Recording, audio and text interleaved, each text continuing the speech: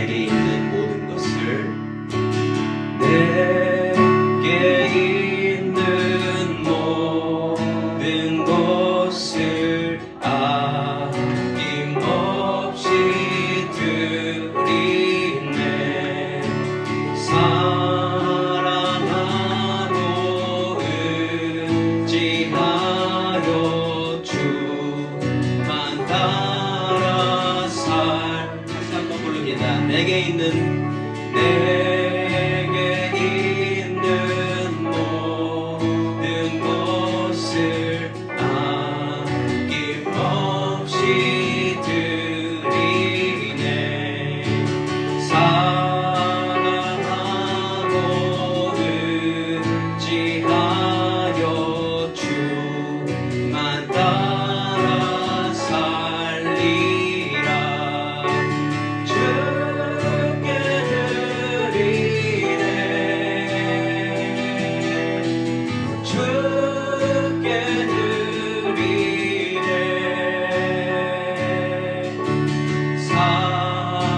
사랑하는 구주 앞에 모두 드리네. 내게 있는 모든 것을 겸손하게 드리네. 세상 용심 멀리하니 나를 받아주소서. 주께 드리네. 주께 드리네.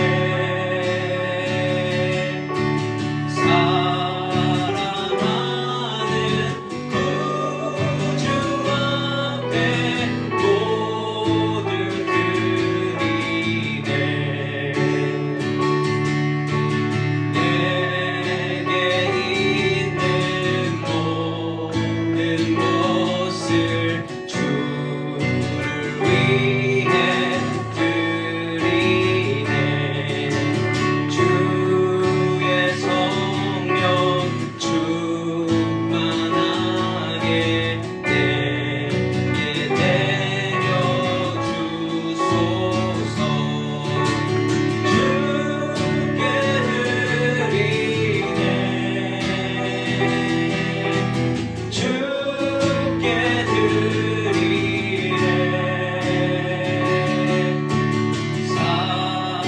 사랑하는 구주 앞에 모두 드리네. 주께 드리네. 주께 드리네.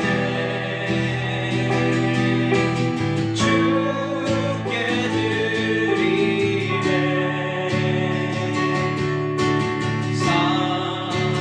사랑하는 구주 앞에 모두 드리네. 우리가 하나님께 드릴 수 있는 것은 우리가 하나님의 자녀이기 때문인 줄 믿습니다. 아멘. 나는 아무것도 아닙니다. 주님의 사랑이 없으면 나는 아무것도 모릅니다. 주님의 지혜가 없으면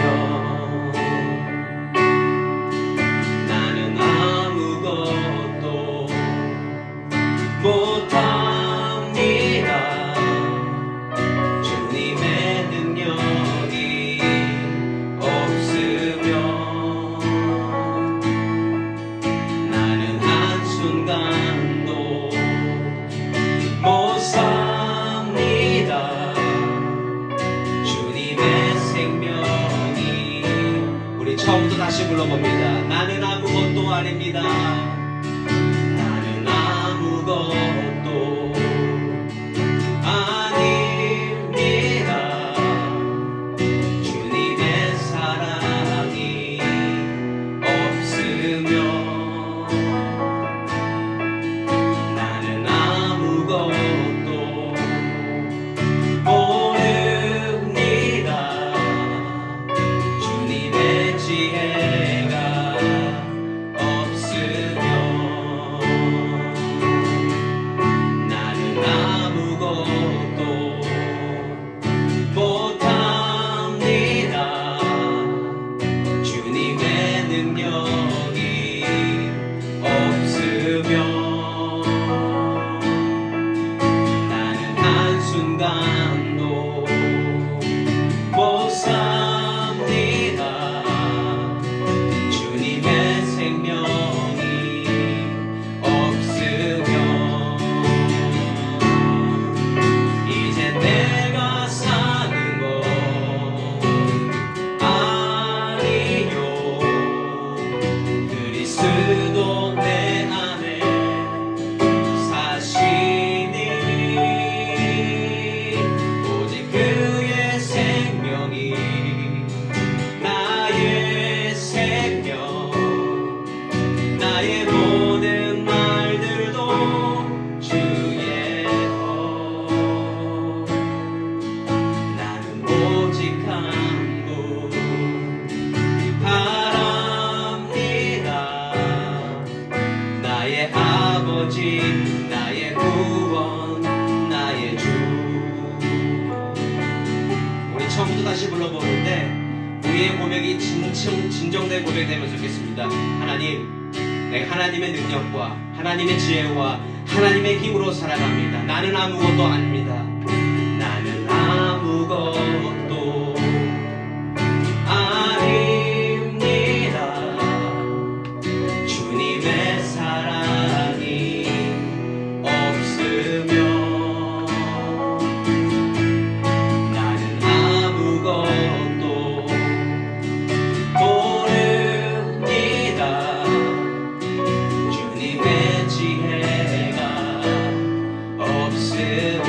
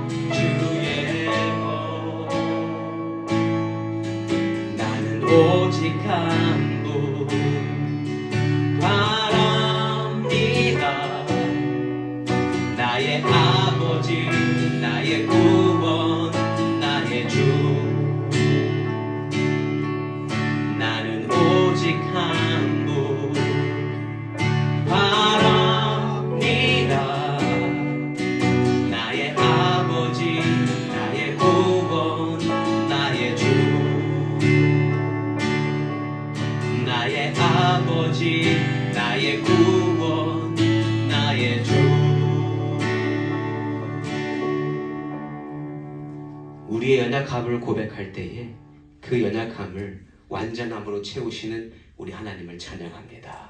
아멘. 나의 모습, 나의 소유, 주님 앞에 모두 드립니다. 모든 아픔, 모든 기쁨, 내 모든 눈물 받아주소서. 우리 처음 다시 불러봅니다. 나의 모습, 나의 소유, 주님 앞에 모두 드립니다. 모든 아픔, 모든 기쁨, 내 모든 눈물 받아주소서.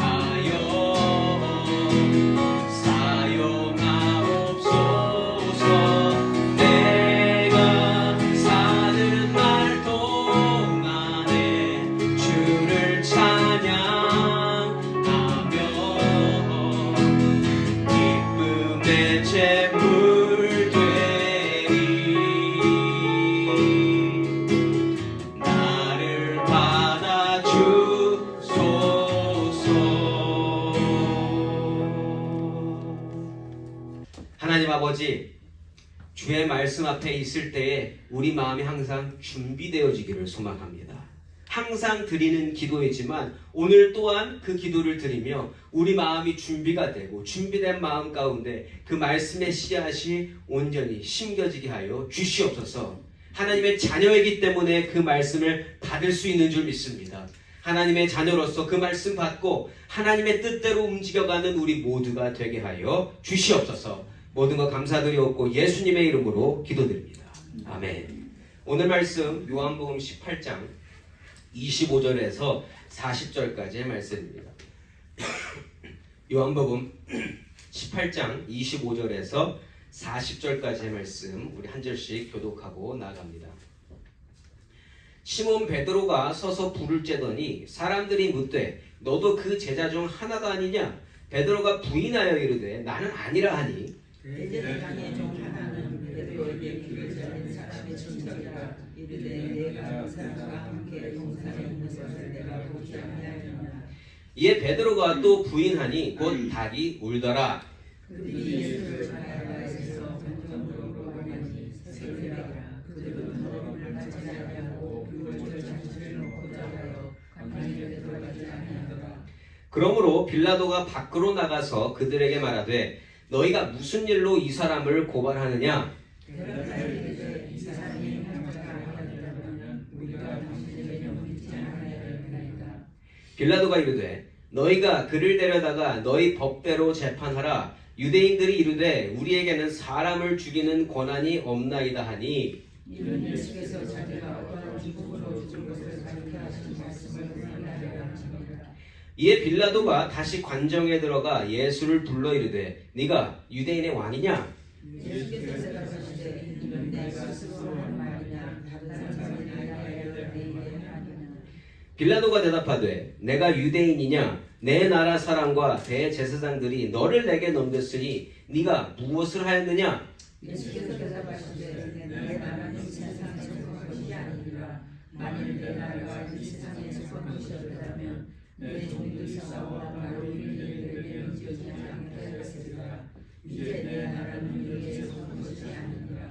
빌라도가 이르되 그러면 내가 왕이 아니냐? 예수께서 대답하시되 내 말과 같이 내가 왕이니라. 내가 이를 위하여 태어났으며 이를 위하여 세상에 왔나니 곧 진리에 대하여 증언하여 함이로라. 무릇 진리에 속한 자는 내 음성을 듣느니라 하신대. 빌라도가 이르되 진리가 무엇이냐 하더라. 이 말을 듣고 당신이 주님에게 와서 이르되 나는 그에게서 아무것도 찾지 못하였노라. 6월절이면 내가 너희에게 한 사람을 놓아 주는 전례가 있으니 그러면 너희는 내가 유대인의 왕을 너희에게 놓아주기를 원하느냐 하니 그들이 또 소리질러 이르되 이 사람이 아니라 바라바라 하니 바라바는 강도였더라. 아멘.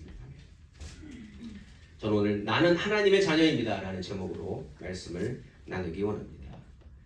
여러분, 예수님보다 더 유명한 사람이 있을까요? 전 세계적으로. 예수님 스토리는요, 세계적으로 굉장히 유명한 스토리입니다. 그런데 예수의 스토리를 직접 성경을 읽어서 아는 사람보다 어떠한 사람이 이 이야기를 알고 들어서 나름대로 프로세스한 대로 듣는 자들이 더 많이 있는 게 사실입니다. 그렇죠? 그렇게 되면서 예수에 대한 수많은 의견들, 각자의 생각들이 만들어지게 됩니다. 그걸 전하게 된다는 거죠. 그런데 예수께서 오신 이유와 예수께서 사신 목적은 오직 이 성경을 주신 하나님의 뜻대로만 해석되어져야 한다는 거죠. 그것을 바로 알아야 예수님을 바로 만날 수 있고 예수께서 행하시는 일들을 바로 볼 수 있는 줄 믿습니다. 오늘 성경 말씀을 읽어보면 예수님의 모습에서 보여지는 것은 한 가지예요. 딱 한 가지. 하나님 자녀로서 하나님이 맡겨주신 일에 대하여 증언하시는 것밖에는 없다라는 겁니다. 또한 하나님이 계획하신 대로 모든 일이 진행되어지도록 하시는 것이 예수님이 보여주시는 모습이라는 거예요. 그래서 오늘의 이야기를 예수님 중심으로 봐야만 하나님의 뜻을 알 수 있다는 겁니다. 그런데 그 외에 다른 관점으로 보기 시작하면 할 얘기가 너무나 많다는 거예요. 오늘 본문 속에서 예수님께서 진정 주시고자 하는 메시지를 찾고 그 메시지에 따라서 우리의 삶을 또한 만들어 나아가며 하나님의 뜻에 맞게 살아가는 저와 여러분, 하나님의 자녀이시기를 예수 이름으로 축원합니다. 자, 지난주 말씀에서 베드로가 등장해서 거짓말 한번 했었죠, 이미. 아니라고. 자, 그 장면에서 우리가 생각했었던 것은 이 정의로운 일인가? 그걸 우리가 생각했었어요, 지난주에는. 오늘 다시 한번 베드로가 거짓말을 합니다. 자, 이 모습에서 찾을 수 있는 게 뭔가? 베드로는 자기 살 길을 찾고 있다는 거예요. 25절과 26절 말씀입니다.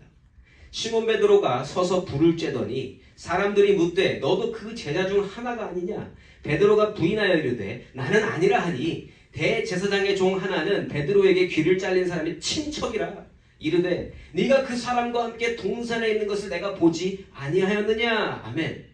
빼도 박도 못하는 상황에 처했습니다. 그 말고의 귀를 자르는 걸 본 그 말고의 친척이 지금 이야기하는 거 아니에요? 내가 너 봤는데? 너 거기 있었는데? 그런데 베드로 입장에서 보면 지금 베드로 뭐 하고 있는 겁니까? 철저히 자기 살 길 찾고 있는 중이에요. 지금 여기서 거짓말이라도 안 하면 자기가 위험합니다. 거짓말을 해야 돼요. 예수님을 끝까지 따라가야 될 것 같긴 한데 나를 알아보는 사람들의 시선을 떨쳐버리기 위해서 베드로가 선택한 최선의 방법이 뭐다? 거짓말이라는 거예요. 최선의 방법으로 봤을 때 어쩔 수 없는 상황에서 최상의 선택이었다, 이렇게 볼 수 있습니다. 베드로 입장에서 보면 이미 사람들이 베드로의 얼굴을 기억해서 말한 것이기에 먹히지도 않을 거짓말이겠지만 베드로 입장에서 보면 예수님을 가까이에 있기 위해서 최선의 방법이었다라는 거예요. 그러니까 익스큐즈, 변명하고자 하면 할 수 있는 게 있다라는 겁니다. 베드로 입장에서. 근데 우리도 그런 어쩔 수 없는 상황이라는 전제 아래 거짓말 할 때 있다 없다? 어쩔 수 없는 상황이라는 전제가 붙을 때 그때는 우리가 거짓말을 무슨 하얀 거짓말이라는 타이틀을 붙이지 않나요? 예. 근데 우리도 어떻게 반응할지 몰라요. 우리가 어쩔 수 없는 상황에 가보지 않고서는 나라는 사람이 그러한 상황 속에서 어떻게 반응할지 아무도 모른다는 거예요. 베드로 뭐라고 그랬어요? 내가 목숨을 내놓는 한이 있어도 내가 예수님을 배반하지 않겠습니다, 그랬어요. 근데 했잖아요. 왜요? 어쩔 수 없는 상황이니까. 어쩔 수 없는 상황. 자, 그러한 어쩔 수 없는 상황, 최악의 상황에서 거짓말하는 베드로가 보이는데 예수님은 그러한 인간의 모습을 넘어서셨다라는 겁니다. 예수님의 모든 행동과 말과 삶의 모습은 오직 한 방향을 가리키고 있다는 거예요. 어쩔 수 없는 상황이 어플라이가 안 된다는 겁니다. 어떠한 상황이든 어쩔 수 없는 상황이라 할지라도 예수님은 한 곳만 바라보시더라는 거예요. 한 가지만 하시더라. 동시에 예수님은요, 주변의 사람들 역시 예수님처럼 그렇게 하나님을 향할 수 있도록 인도하시고 계시더라. 27절 말씀입니다. 이에 베드로가 또 부인하니 곧 닭이 울더라. 아멘. 이 말씀이 왜 들어가 있을까요? 이 말씀 여기 왜 들어가 있을까요? 이 짧은 27절 말씀, 이 한 구절 말씀이 들어가 있음으로 해서 오늘 베드로의 행동은 거짓말이 아니라 말씀의 성취로 변화받게 된다는 거예요. 거짓말한 것 자체는 거짓말이지만 그 거짓말한 것 자체가 예수님 하신 말씀의 성취가 될 수 있다는 거예요. 이 무슨 말씀인지 들리시죠? 거짓말인데 이것 또한 선하게 사용하시는 예수님의 모습이 보이게 되더라. 정작 베드로 본인은 거짓말하며 자신이 살 길을 찾고 있지만 이 또한 하나님 말씀의 성취로 변화시켜 주시면서 성령이 인도해 주실 때에 하나님께로 베드로가 나아갈 수 있도록 예수님이 도와주시고 계시더라는 거예요. 이 대단히 은혜로운 일 아닙니까, 여러분? 여러분, 인간의 본성은요, 내 힘으로 내가 살 길 찾아가는 겁니다. 다 그렇게 살지 않으세요? 하나님 자녀지만 우리 마음 가운데 그 마음 없는 사람 없다라는 거예요. 무엇이든 내가 하고자 하는 마음이 분명히 있다. 그런데요, 진정 나를 알고 나를 만드신 분을 알게 되면 그 나를 만드신 하나님을 따라가게 되는 게 또한 저와 여러분이라는 겁니다. 베드로가 지금 그렇게 가는 길 과정 중에 있는 거예요. 지금은 거짓말하고 있지만 나중에 그 거짓말로 말미암아 하나님을 따라가게 되어져 있다라는 겁니다. 이어지는 본 말씀은 자기 힘으로 자기 살 길을 찾아 부단히 노력하는 또 인간의 모습을 보게 돼요. 28절 말씀입니다. 그들이 예수를 가야바에게서 관정으로 끌고 가니 새벽이라. 그들은 더럽힘을 받지 아니하고 유월절 잔치를 먹고자 하여 관정에 들어가지 아니하더라. 아멘. 자, 여기서 보면은 과정이 좀 스킵된 게 보여요. 뭐냐면 예수님 처음에 붙잡히셔서 누구한테 갔어요? 안나스한테 갔죠. 안나스한테 가서 신문 받으셨어요. 그런데 뭐 엑스 대제사장이죠. 사람들한테 인기 있는 사람한테 신문 받았는데 망신만 당했습니다. 그리고 누구한테 끌려가셨어요? 사위 가야바한테 갔잖아요. 가야바한테 갔다라는 것만 우리가 지난주에 확인을 했습니다. 그런데 가야바도 별 수가 없었나 봐요. 그 내용이 다 사라지고 오늘 28절 보면 지금 예수님 어디 계세요? 가야바에게서 관정으로 끌고 갔다 이렇게 이야기합니다. 그 가야바 내용이 없어요. 지금 별로 안 중요한 것 같아요. 예. 그러니까 가야바 역시 별다른 죄나 꼬투리 잡힐 만한 것을 예수님으로부터 찾을 수 없었다는 얘기입니다. 예. 자, 그런데 28절에서 새벽이라는 단어가 보입니다. 새벽. 예수님이 이리저리 끌려다니시는 시간대가 새벽이라는 거예요. 자, 그러니까 예수님 처음 끌려가셨을 때가 저녁이고 사람들이 불을 쬐고 있었던 게 밤 돼서 추워서 그런 거 아닙니까?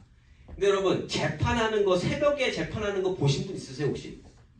지금도 아무리 흉악범이라도 아무리 급한 일이라도 새벽에 재판 하나야 안 하나요? 안 한단 말이에요. 이때도 안 해요. 누가 새벽에 재판을 합니까? 안 하는데 예수님께서는 지금 새벽에 이리저리 끌려다니시면서 여러 사람한테 신문 당하시면서 재판 아닌 재판을 받으시고 계시다라는 거예요. 예. 불법이죠. 정당하게 되어지는 일이 없습니다. 그래서 인간적인 눈으로 보면 예수님 당하시는 일, 앞으로 뭐 채찍질 당하시고 뭐 침 맞으시고 뭐 맞으시는 그 모든 것도 억울하지만 이거 자체도 되게 억울한 일 아니에요? 이 자체를 사람의 인본주의적 관점으로 보면 내 입장을 대입해서 보면 되게 억울하단 말이에요. 근데 예수님이 보여주시고자 하는 건 그 억울함이 아닙니다. 십자가 사건에서 억울함은 별로 중요한 게 아니라는 거예요. 왜요? 예수님이 보여주시고자 하는 것은 하나님의 뜻인 거지 내 억울함이 아니기 때문입니다. 오늘은 억울함으로 보면 안 된다는 거예요. 우리가 포커스할 것은 예수님 당하시는 이 억울함이 아니라 불법이 아니라 예수님이 지나시는 이 모든 일들의 과정이 뭘 향해 가고 있는지 무엇을 위해서 되어지고 있는지 여기에 우리가 초점을 맞춰야 된다는 거예요. 이거 왜 되어질까? 예수님이 재판마저 불법이지만 그 불법적인 작은 것까지 다 자기한테 부으시고 그 죄값을 치르셨다는 거예요. 이 죄까지 다 그냥 본인이 다 가져가셨다는 겁니다. 그 죄값을 치르시며 죄사함의 제물이 되어 주신 겁니다. 이처럼 예수님은 하나님 말씀 성취가 목적이세요. 그게 전부입니다. 그런데 예수님 외에 다른 모든 사람들을 보면 다 하나같이 자기 힘으로 자기 살 길 찾는 것에 정신이 팔려 있다라는 겁니다. 정신이 팔렸다기보다 그 본능으로 다 살고 있다라는 겁니다. 28절 중후반부에 보시면 이렇게 나와요. 그들은 더럽힘을 받지 않고 유월절 잔치를 먹고자 하여 관정에 들어가지 아니하더라. 아멘. 그러니까 날 세면 유월절입니다. 이제 유월절 절기를 지켜야 되는 그날이에요. 내가 지켜오던 절기를 지켜야 하는 것에 다들 집중하고 있다라는 겁니다. 그런데 이 관정에 더럽힘을 받지 않는 거라고 지금 표현하고 있잖아요. 뭐가 더러운 거냐면 절기를 지키기 전에 부정하면 안 됩니다. 근데 그 중에 하나 부정한 게 뭐냐면 이방인 집에 들어가면 부정하게 돼요. 근데 빌라도는 유대인 아니잖아요. 지금 빌라도가 있는 관정에 들어가면 이방인이 있는 곳에 들어간 거기 때문에 부정함을 입는 겁니다. 그거가. 그래서 그 부정함을 입으니까 그래서 그 절기를 내일 치르지 못하게 되니까 참여하지 못하게 되니까 난 안 가겠다 이거예요. 근데 율법이 참 웃기지 않아요? 아니 빌라도 만나고 있으면 이미 이방인 집 들어간 거 아니에요? 예. 의미적으로 따지면. 근데 이 율법에 묶여서 나는 유월절 지켜야 돼. 요거 하고 있는 게 지금 유대인들이라는 거예요. 그런데 더 재밌는 건 유월절의 주인이 누구십니까? 예수님이에요. 정작 예수님은 지금 누구 집에 있어요? 이방인 집에 들어가 계세요. 예수님이. 지금 빌라도 앞에 예수님은 들어가 계시는 거고 유대인들은 다 밖에서 서서 있어서 나중에 보시면 이게 총극입니다. 빌라도가 계속 안에 들어갔다가 밖에 나왔다가 안에 들어갔다가 밖에 들어갔다가 사람들한테 물어봤다가 예수님한테 물어봤다가 이러한 모습을 보여준다라는 거예요. 말도 안 되는 일이 일어나고 있습니다 지금. 그런데 예수님은 그러면 법을 안 지키신 건가? 율법을 어기신 건가요? 어떻게 생각하세요? 예수님은 부정하지 않아요. 죄를 짓지 않으셨어요. 율법이 이러한 예수님이 하시고자 하는 것은 이 죄를 다 받으시고 그 모든 죄를 다 사해 주시는 거다라는 겁니다. 자, 이렇게 해서 그 유명한 우리가 아까 사도신경에서도 고백했었던 본디오 빌라도가 이제 등장하죠. 예. 유대인과 전혀 상관없이 그저 자신의 지위와 타이틀을 소중히 여기는 본디오 빌라도는 또 어떻게 행동하는가 우리가 살펴보도록 합니다. 29절과 30절입니다. 그러므로 빌라도가 밖으로 나간 이유가 지금 따로 있으니까 밖으로 나가서 그들에게 말하되 너희가 무슨 일로 이 사람을 고발하느냐 대답하여 이르되 이 사람의 행악자가 아니었더라면 우리가 당신에게 넘기지 아니하였겠나이다. 아멘. 아멘. 자, 관정의 주인 빌라도입니다 지금 현재. 근데 새벽에 사람들이 느닷없이 찾아온 거예요. 새벽에 막 찾아와가지고 이 사람한테 사형 집행해야 된다고 그렇게 이야기를 하고 있는 거예요. 무슨 일인지 물어보니까 행악자가 아니고 우리가 데려왔겠냐고.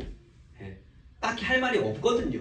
지금 안나스한테도 갔었고 가야바한테도 갔었는데 딱히 뭘 찾을 수 없는 상황에서 이 사람이 그렇게 행악자가 아니면 우리가 당신한테 데리고 왔겠냐. 이 사람 죄인이다. 이렇게 이야기를 하고 있는 거예요. 자, 그런데 빌라도 입장에서 보니까 다 유대인이에요 지금. 이거 유대인 사이에서 뭔가 사건이 터진 것 같은데 이거 그냥 내가 끼면 별로 안 좋을 것 같은데 이 생각을 했었던 것 같습니다. 그래서 가장 쉬운 방법으로 이 상황을 모면하려고 해요. 31절 말씀입니다. 빌라도가 이르되 너희가 그를 데려다가 너희 법대로 재판하라. 유대인들이 이르되 우리에게는 사람을 죽이는 권한이 없나이다 하니. 아멘. 빌라도는 나름대로 지혜로운 답변을 줬어요. 야, 유대인들 너희들 가운데서 문제 일어난 거면 니들 법대로 하면 되잖아. 그렇게 되면 어때요? 빌라도 입장에서는 손 하나 까딱 안 하고 이 문제를 해결할 수 있습니다. 자기 책임 안 지고 책임 전가죠. 그런데 의외의 말이 들렸어요. 너희 법대로 재판하라고 했더니 그렇게 하면 유대인의 법으로는 살인할 수 없는 사형 집행을 못하는 거예요. 예. 왜냐면 이게 사형을 당할 만한 이 죄목이 아니니까. 예. 사람은 반드시 죽여야 할 사람인데 우리 법으로 못하니까 당신이 좀 이거 사형 집행할 수 있도록 도와달라는 것도 아니죠. 그렇게 얘기해라 이렇게 강조하는 강력하게 어필하고 있는 겁니다. 그러니까 빌라도는 애매하게 중간에 낀 사람이 됐죠. 유대인들의 분란 가운데에서 뭔가 결정을 내려줘야 되는 입장에 처하게 된 겁니다. 그런데요, 이거 자체도 이러한 문제도 하나님 계획 안에서 일어나고 있다는 겁니다. 빌라도는 전혀 생각지 못하고 있는 하나님 말씀 성취를 위해서 사용받고 있더라. 근데 이거 보면 아까 베드로랑도 비교되지 않아요?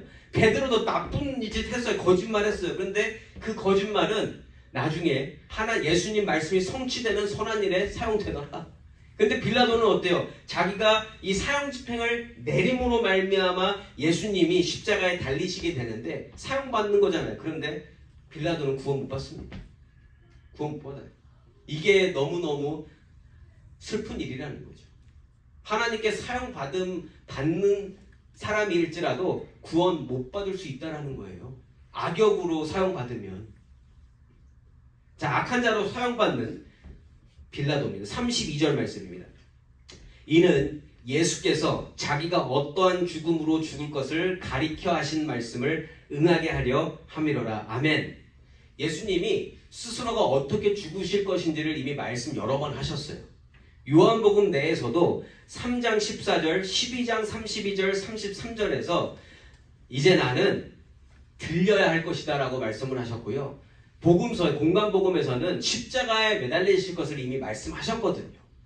그렇게 죽으실 것이라고 스스로 분명히 말씀을 하셨어요. 그리고 그렇게 죽으시는 것이 응하게 하려고 오늘 지금 빌라도가 사용받고 있다는 거예요. 그런데 이 당시 로마법 안에서 사형 제도는 십자가형입니다. 그러니까 로마법 안에서 사형 선고를 받으셔야 십자가에 매달리실 수 있는 거예요. 유대인은 십자가에 못 매달아요. 그러니까 이러한 모든 것이 다 하나님의 계획 안에서 이루어지고 있음을 우리는 볼 수 있다는 겁니다. 우리는 전체를 볼 수 있는 은혜를 얻었으니까. 네. 하나님의 말씀 성취뿐만 아니라 예수님께서 말씀하신 것 또한 말씀하신 대로 이루어지는 것이 오늘 본문 말씀 가운데서 다 보여지고 있다는 거예요. 예수님이 왜 이렇게 하신다고요? 하나님의 말씀대로 모든 것이 되어져야 하기 때문에 이 모든 것이 이루어지고 있다는 거예요. 예수님이 하신 모든 한마디 한마디 말씀은 다 하나님이 계획하신 것이 이루어지기 위하여 이 땅에서 말씀해 주신 것인 줄 믿습니다. 그러니까 예수님 말씀하신 것이 성취되는 것이 하나님 말씀이 성취되는 것과 같은 의미라는 거예요. 예수님은 어쩔 수 없는 상황, 인간적으로 어쩔 수 없는 상황이라고 정의 내릴 수 있는 그 모든 상황 가운데에서도 오직 한 가지만 바라보고 계시다는 거예요. 왜요? 예수님은 하나님이 보내신 독생자이시기 때문에, 하나님의 자녀로서 이제 이 땅에 오셨기 때문에 예수님은 한 가지만 하시더라는 겁니다. 그런데 예수님 주위에서 모두가 다 각자 힘으로 각자 살 길을 찾고 있을 때 예수님은 그렇게 사시고 빌라도는 지금 뭐 하고 있을까요? 빌라도는 지금 무슨 생각하고 있을까요? 이거 내가 어떻게 하면 손을 빼지? 어떻게 하면 내가 여기에 별로 인볼브가 안 되지? 어떻게 하면 내가 욕먹지 않고 예수님한테도 욕먹지, 이 사람 건드리면 별로 좋지도 않을 것 같지만 최대한 내가 아무것도 안 할 수 있는 방법을 생각하고 있을 것 같습니다. 그래서 이제는 자기 기준에서 이제 살 길을 찾아야 될 거 아니에요? 우선 상황을 파악하고 싶을 겁니다.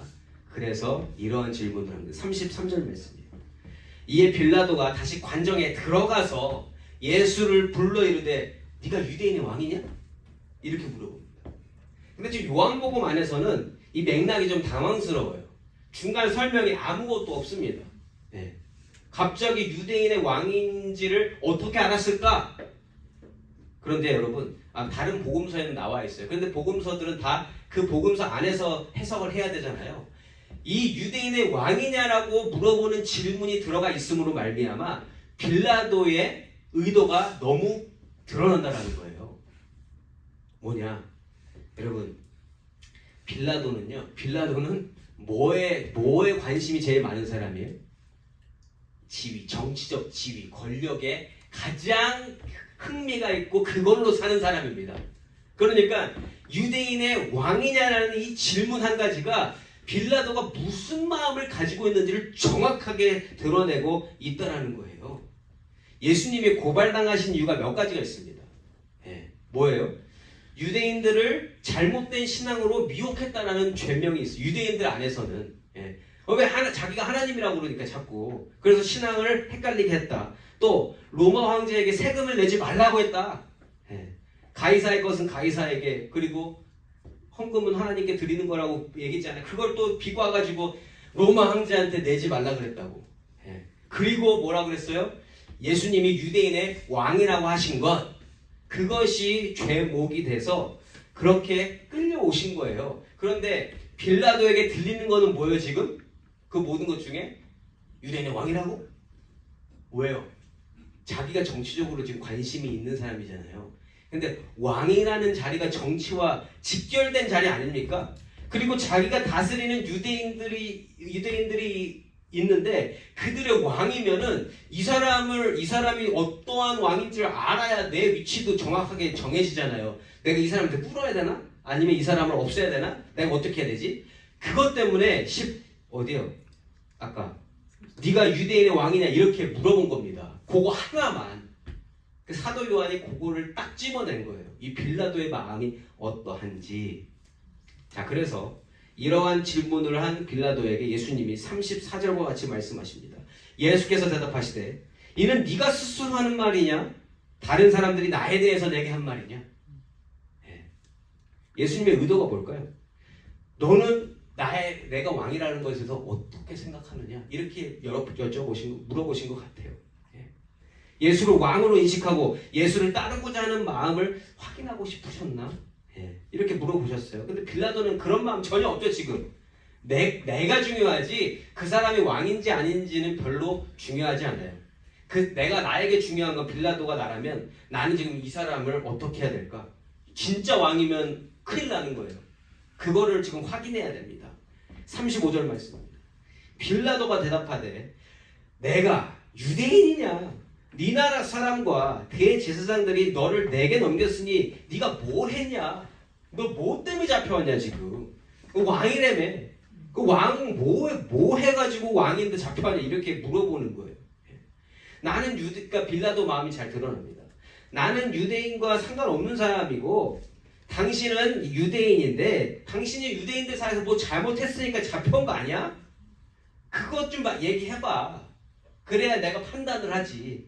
이렇게 이야기를 하고 있는 거죠. 거기에 대한 예수님의 답변 36절 말씀입니다. 예수께서 대답하시되 내 나라는 이 세상에 속한 것이 아니니라.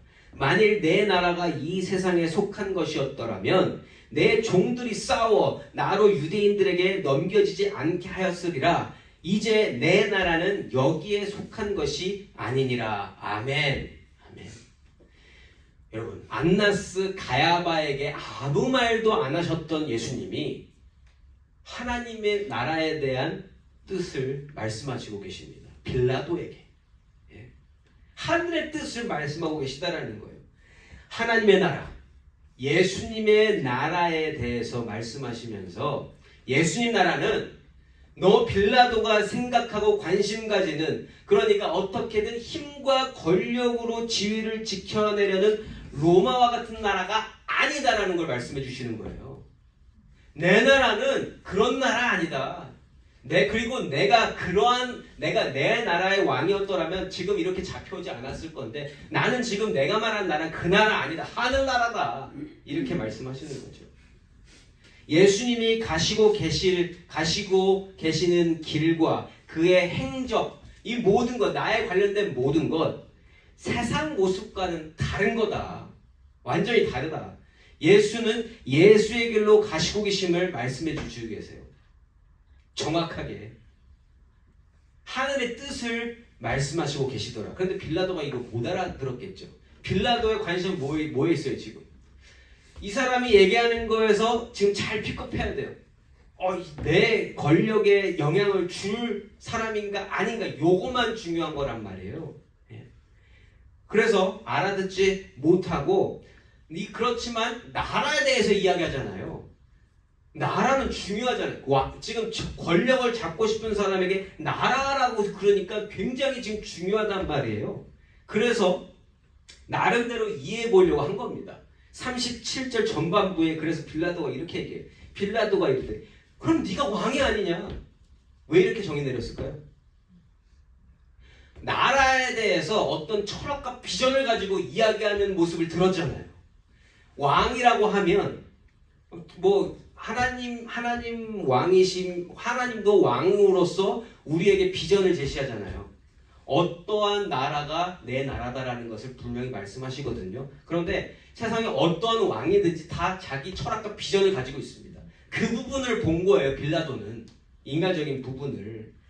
그래서 왕이 아니라면 절대 생각할 수 없는 것들을 이 사람이 이야기하네. 그러니까 예수는 그 사람 생각하는 나라에 대한 확실한 개념과 철학을 가졌으니까 당신 왕 맞네, 왕이시네, 왕 맞네, 이렇게 이야기한 거예요. 그러니까 뭐 눈에 뭐만 보인다고 왕 자리에는 막 밝아요. 이게 반짝반짝하는 거예요. 그래서 픽업은 하긴 했어요. 근데 하나님 나라는 몰라요. 그냥 나라에 대한, 이 사람이 이 나라의 왕이라면 무엇을, 어떠한 정책을 가지고 있는 요거만 픽업한 거거든요. 그에 대해서 예수님의 답변은 아주 명확합니다. 37절 후반부입니다.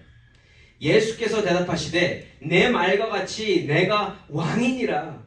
내가 이를 위하여 태어났으며 이를 위하여 세상에 왔나니 곧 진리에 대하여 증언하려 함이로라. 무릇 진리에 속한 자는 내 음성을 듣느니라 하신대. 아멘.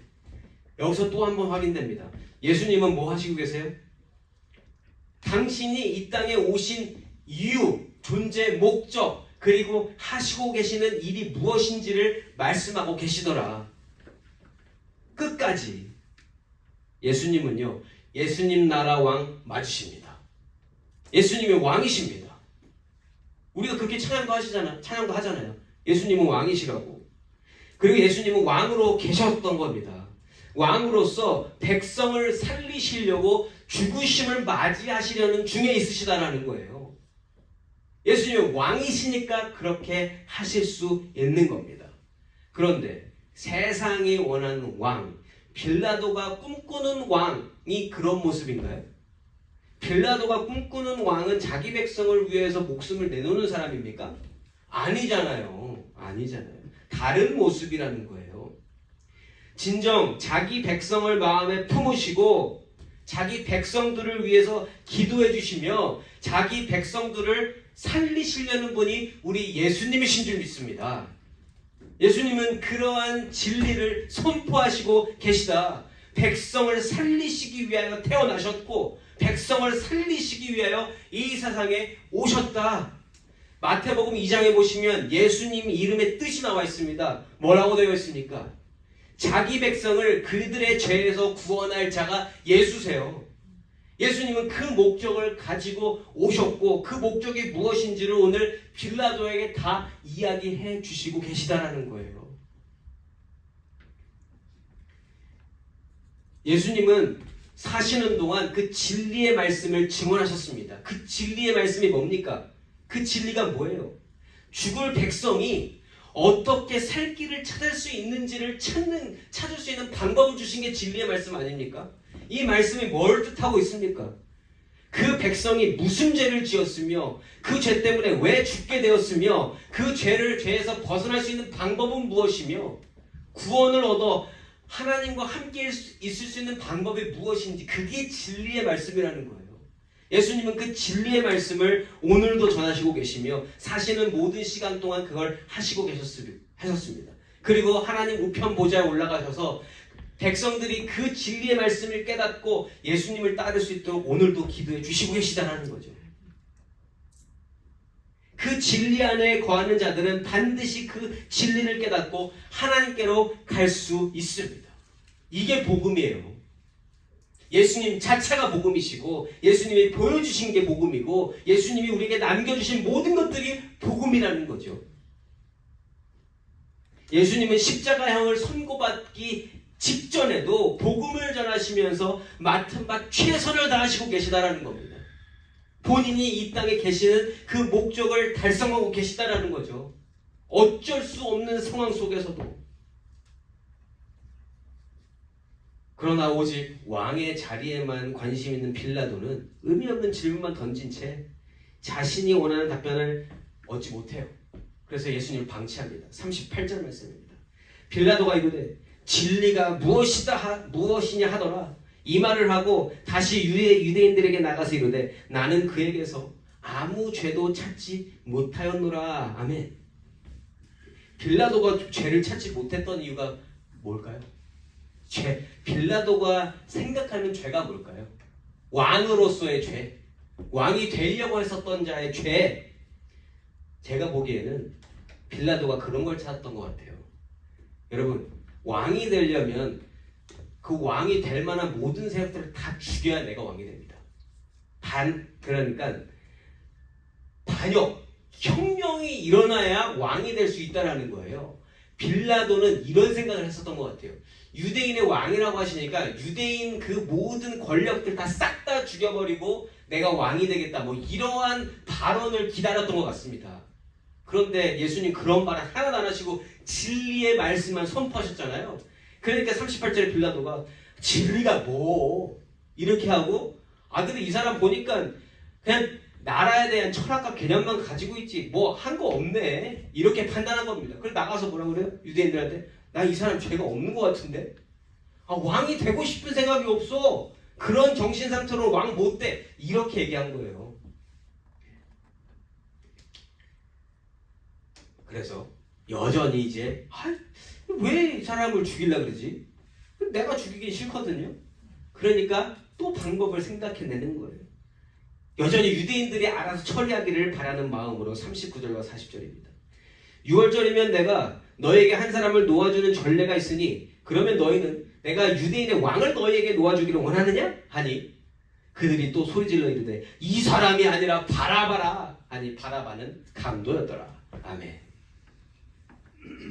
별로 나쁜 짓 한 것 같지도 않은데 바라바를 대신 넣어달라고? 그러니까 빌라도는 아니 저 사람들이 그렇게 원한 건데 그러면 그 사람들이 하게끔 하지 뭐. 그리고 난 손 떼지 뭐. 코 안 불고 코 안 대고 코 푼 거 아니겠어요? 손 안 대고? 자기들이 알아서 하는 거죠. 자기들이 원해서 바라바 풀어주고, 유대인 그러면 그럼 유대인 뭐 알아서 해? 이렇게 예수님이 십자가에 달리시게 된 겁니다. 자, 언제든지 이 사건에 대해서 누구든 말하면, 빌라도에게 물어보면 빌라도는 뭐 얘기할 수 있어요? 유대인들이 정한 거예요. 내가 정한 거 아니에요. 유대인들이 그렇게 원했습니다. 나는 죄를 찾지 못한다고 분명히 얘기했습니다. 이렇게 얘기할 수 있을 것 같지 않습니까? 그러니까 이것도 뭐예요? 철저히 자기 살 길을 위하여 택한 일이라고 볼 수 있다는 거죠. 예수를 죽이고 싶어하는 유대인들은 지금 어떻게 됐어요? 자기 하고 싶은 일이 되어서 얼마나 기뻤겠습니까? 드디어 사형 선고를 받아서 불법을 저질렀지만 결국 원하는 것을 얻어내게 됐다. 세상 이치가 그렇습니다. 어떠한 방법으로든 내가 이루고자 하는 것을 이루면 만족하는 게 이 세상이라는 거예요. 다 그걸 마음에 염두에 두고 살고 있습니다. 그런데 그렇게 하려면 뭐가 필요해요? 내 능력이 필요합니다. 내 인맥이 필요합니다. 내가 경험을 많이 써야 되고 내가 능력을 끌어모아야 내가 원하는 것을 할 수 있는 것이 이 세상이라는 거예요. 불법을 저질러도 불법이 아닌 것으로 만들면 이 세상은 괜찮다라고 이야기해 준다라는 거예요. 인정하십니까? 그런 모습들 많이 보지 않으세요? 예수님을 제외한 모든 사람들은 자기가 가진 힘과 능력으로, 지식으로 자기 살 길을 찾는데 바빠 보입니다. 왜요? 그들의 삶의 이유가 자기 자신이기 때문에 그런 거 아니겠습니까? 내가 원하는 거 하고 싶으니까. 예수님은 어떠세요? 예수님께서는 살아가시는 삶의 목적을 한 가지로 이 땅에 오셨을 때부터 정해진 그대로를 보고 계시며 그거를 여전히 행하시고 계시며 죽임을 당하시는 바로 그 직전까지도 진리의 말씀을 선포하시고 계시다라는 거예요. 진리의 말씀을. 자기 살 길을 자기 힘으로 찾지 않으신다라는 거예요. 예수님이 자기 살 길이 무엇이라고 결정하셨습니까? 하나님이 주신 게 내가 살 길이다라고 정하셨습니다. 그리고 그 길로 온전히 걸어가시더라. 예수님이 사시는 길은 하나님을 믿음으로 죽는 거예요. 왜요? 하나님이 다시 살리실 거라고 약속하셨으니까. 그게 예수님이 사시는 길입니다. 대다수 사람들의 목소리나 문화와 성향과 풍습 그런 거 따르지 아니하시고 오직 하나님의 목소리와 하나님 주신 사명과 하나님 뜻을 쫓아가시는 분이 우리 예수님이라는 거예요. 그리고 우리가 처음에 뭐라고 인사했습니까? 서로. 당신은 하나님의 자녀라고 분명히 인사했죠. 그리고 아멘 하셨습니다. 하나님 자녀인 거 좋으십니까? 그러면 하나님 뜻대로 살아야 됩니다. 하나님 뜻대로 산다는 게 무슨 뜻입니까? 예수님이 사신 것처럼 사는 게 우리가 사는 방법이 되어야 된다는 거예요. 100% 아니더라도 그렇게 노력은 해야 될 거 아닙니까? 이 세상이 다 아니라고 그래도 다 모두 나 외에 다 자기 살 길 찾고 있어도 나는 하나님 주신 살 길로 가는 게 예수님 닮은 삶입니다. 우리가 그렇게 살아야 된다고요. 그렇게 살 자신 있으십니까? 저도 자신 없어요, 여러분. 여기에 자신 있으면 예수님이지. 자신 없지만 하나님이 힘 주시면 성령 충만하면 우리가 그 길로 가게 될 줄 믿습니다. 그래서 우리가 성령 충만함을 구하는 수밖에는 없다라는 겁니다. 여러분, 예수님이 사셨던 것처럼 내 삶이 하나님이 주시는 삶, 하나님이 정하신 삶, 하나님이 주관하시는 삶임을 알고 그 주신 삶의 모습에 맞게 살면 그때 내 삶이 이해가 됩니다. 여러분, 내 삶을 풀리 이해해 보신 적 있으세요? 내 삶을 이해한다는 게 무슨 뜻입니까? 근데 내 삶을 이해하려고 우리 자꾸 뭐 해요? 자꾸 옆 사람하고 비교합니다. 옆집하고 비교하고요. 내 주변 사람들하고 자꾸 비교해서 내 삶은 어떻지? 거기서 자꾸 내 삶의 의미를 찾으려고 한다는 거예요. 그러면은 올바른 결정이 나올까요? 안 나올까요? 우리 항상 고민과 불평이 뭡니까? 아니 왜 나는 저 사람처럼 못 살아? 왜 나는 저 사람처럼 안 돼? 왜 나는 저 사람만큼 못 얻어? 왜 나는 저 사람처럼 못하는 거야? 여러분, 우리가 클레임을 걸어야 하나님이 주신 삶이 이 삶입니다라고 거기서부터 출발하면 내 삶이 이해되어지기 시작한다는 거예요.